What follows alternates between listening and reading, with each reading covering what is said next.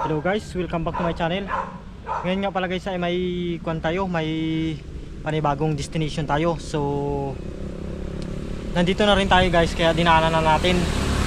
Bali ginawan ko na lang siya ng separate video guys, kasi medyo mahaba na guys para naman maiba. So may entrance fee din naman guys, kaso kan lang abot kaya guys, kasi 10 pesos lang ang entrance fee. So yung mga cottages, hindi na ako nag-cottages guys, kasi nag-iisa lang din naman ako. So hindi ko lang natanong kung magkano ang cottage. Tara guys, samahan niyo ako. Dito nga pala, dito ako nag-intro guys sa dito na ako nag-intro sa taas. Bali umakyat na lang ulit ako yung pagdala ko ng motor sa baba, kasi marami kaninang tao dun Naya ako mag-intro. Ayan guys, Hayahay Agos River Resort. So ayan, bali yung cottages nila may bayad din guys. Hindi ko lang alam kung magkano guys, pero mas maganda kasi pag pumunta kayo sa mga ganito guys, mga resort maganda maramihan, para at least yung cottages, kasi per kuha naman yan yung cottages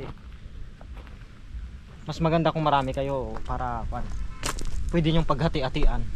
So ayan, tara guys.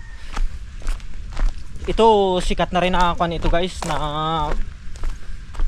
lagi kong nakikita, sikat na rin sa social media, sa TikTok, na papanood ko sa TikTok, sa Facebook, marami akong napapanood na pumunta dito mga vlogger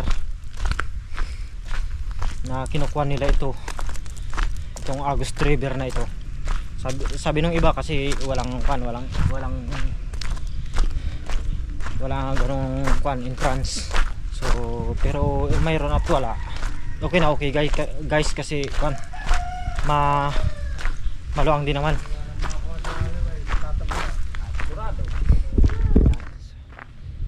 Ayan, dito ko na iniwan yung motor ko, mga kalakwatsa. Pero kaya daw ang motor doon sa baba hindi ko na dinala kasi din naman.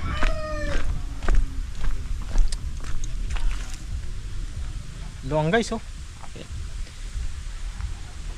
Agos River. Talagang maagos talaga, malaki grabe Tapos bundok pa ang gilid. Taas.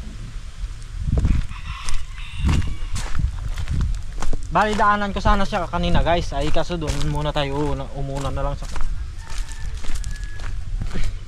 Mas okay na rin kung gagawa natin ng separate na video para mas maganda.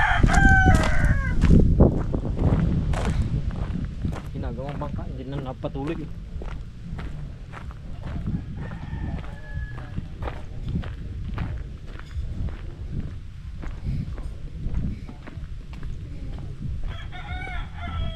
Pag ganitong araw pala kayo pumunta dito guys, wala ganong kunti lang. Meron naman, kaya lang hindi ganun karami.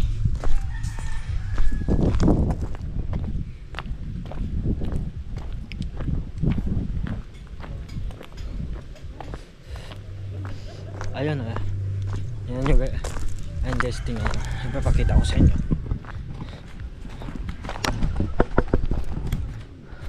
May mga lumalangoy. Ayun, mga lapitan natin. Baka naka life vest sila.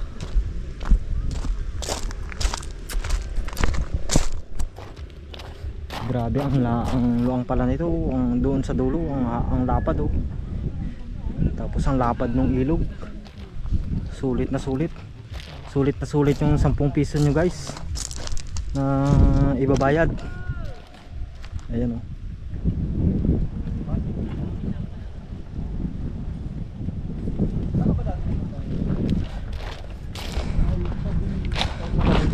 Bali seaside lang tayo guys, wala kasi tayong dalang short kung may short sana tayo makakaligo tayo.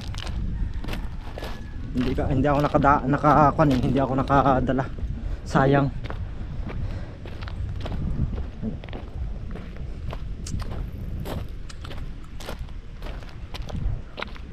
Luwang, hanggang dulo pala yun, hanggang doon pa pala sa dulo. Baka iba-iba na ito, baka dito lang ito. Baka may kanya-kanyang may-ari yan guys. Ayan may lubid yung kanilang pan para hindi matangay ng agos. Yung kanilang salbabida na kubo ay yung kanilang cottage na ano, nakakuan sa tubig. Ayan o, amoy kwan, amoy kwan guys. So yung ilog siya na kwan na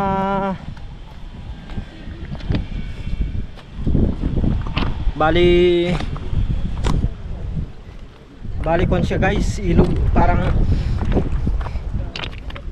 ilog siya na kwan na ano ito, na abot dagat, abot alat, tabang, parang bukana.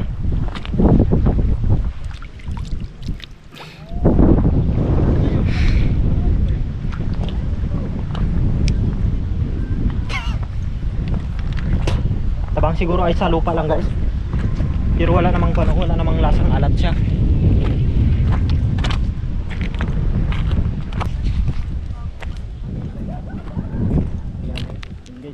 Ayun, ang ganda ng kanila balsa oh.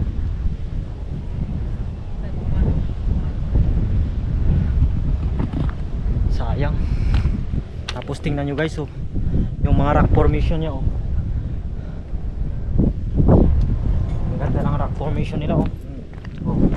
Ang lalaki ng bato oh. Pwede kang mag picture. Init ng bato, init kasi, pero ayos guys. Yung kwan dyan, mga gustong pumunta dyan dito oh, sa kwan, ni-recommend ko sa inyo ang Agos River.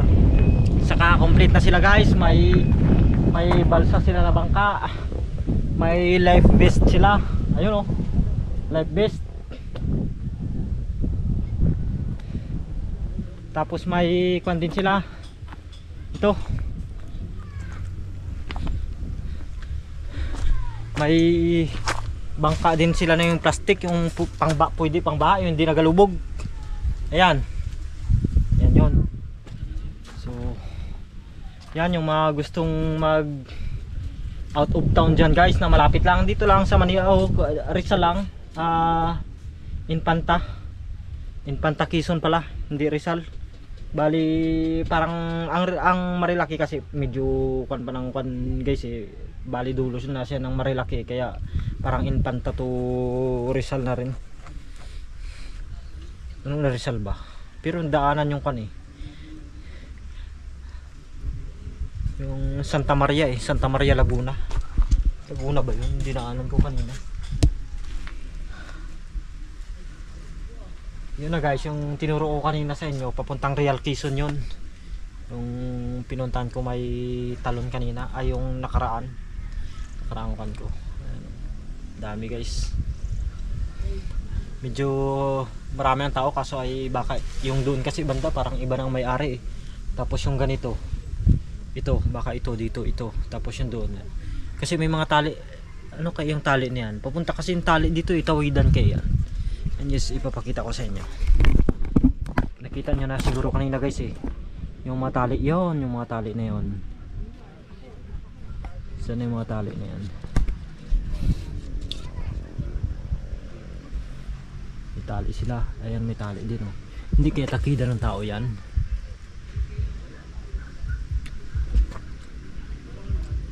Grabe siguro pag bumaha ito dito guys, abot hanggang dito siguro yan oh. Dito lakas ng impact, parang pag ganun pa naman siya oh, parang tuwid doon na pag ganyan oh, pag ganyan. Grabe siguro pag grabing baha niyan, mas nasisira ang lupa na yan, kinakain siguro ng kinakain ng tubig niyan, kaya marami ng bato sa baba eh. Siyempre lakas ng impact ng tubig. Kung yung tulay nga na sinisiminto eh, nawasak ng tubig eh, yan pa. Grabe, bundok yan guys. Ayan o, ang ganda, sulit na sulit ang view.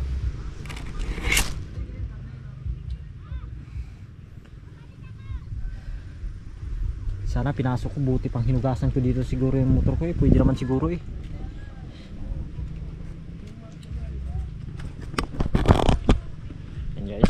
Pero hindi tayo kumuha ng cottage guys ha. Ayan. Oh, tingnan nyo guys. Ipakita ko sa inyo.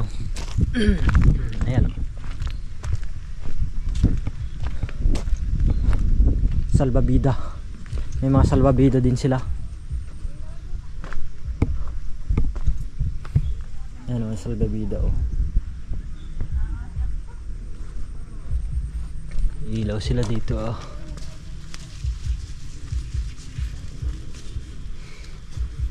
Ito ang life vest.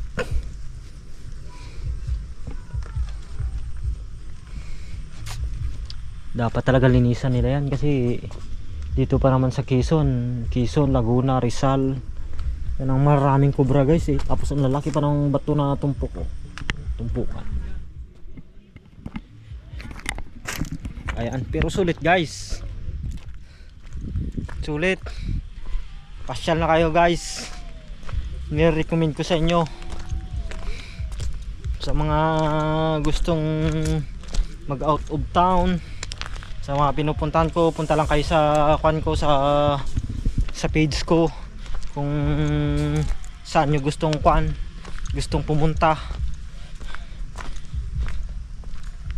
Marami na rin naman akong napuntahan guys eh, nandoon sa mga video ko. Kaso hindi ko pa nagagawa ng yung ibang pinuntahan ko, hindi ko pa naigagawa ng ibang content na maayos. Kasi yung camera ko dati kon lang guys eh. Ano ito? Yung tigkuan lang o yung kumbaga luka lang. Hindi maganda yung pano. Hindi maganda yung quality ng video. Kaya parang gusto ko na rin nga ang dilitin. Kaso sayang naman.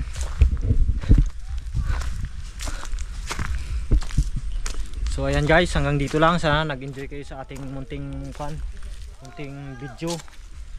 At